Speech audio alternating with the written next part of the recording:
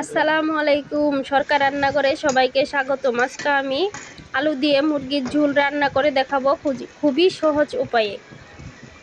খেতেও অনেক মজা হয়। আগে থেকেই মাংসটি ধুয়ে রেখেছি, দিয়ে দিচ্ছি হলুদের গুঁড়া, দিয়ে দিচ্ছি লবণ।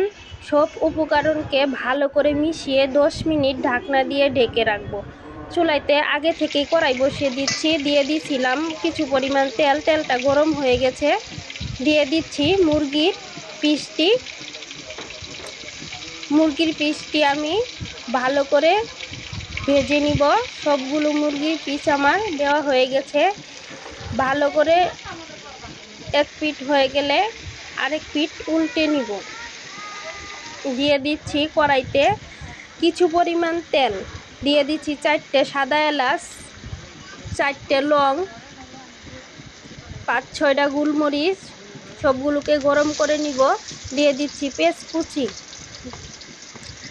ভালো করে নেড়ে চেড়ে ভেজে নিব। আলুটাকেও আমি ভালো করে ভেজে নিব। আলু ভেজে তরকারিতে দিলে ঝোলটা খেতে অনেক মজা হয়। দিয়ে দিচ্ছি আদা বাটা, রসুন বাটা। সবগুলো উপকরণকে ভালো করে মিশিয়ে ভেজে নিব।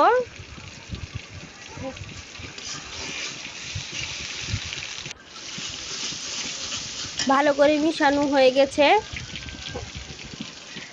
দিয়ে দিচ্ছি হলুদের গুঁড়া, মরিচের গুঁড়া, ধনের গুঁড়া, জিরের গুঁড়া। সবগুলো উপকরণকে ভালো করে নেড়ে চেড়ে মিশিয়ে নিব।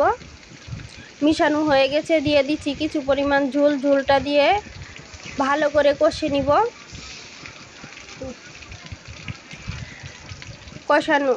ভালো করে নেড়ে চেড়ে কষিয়ে নিব।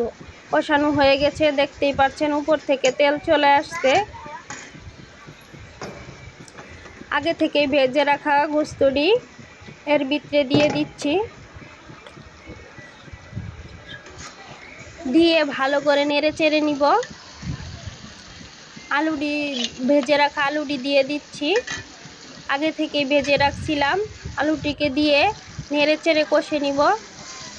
কষানো হয়ে গেছে, দিয়ে দিচ্ছি কিছু পরিমাণ পানি। পানিটা দিয়ে নেড়ে চেড়ে 10 মিনিট রান্না করব। রান্না করা হয়ে গেছে, দেখতেই পাচ্ছেন কত সুন্দর হয়েছে। আসসালামু আলাইকুম ওয়া রাহমাতুল্লাহ।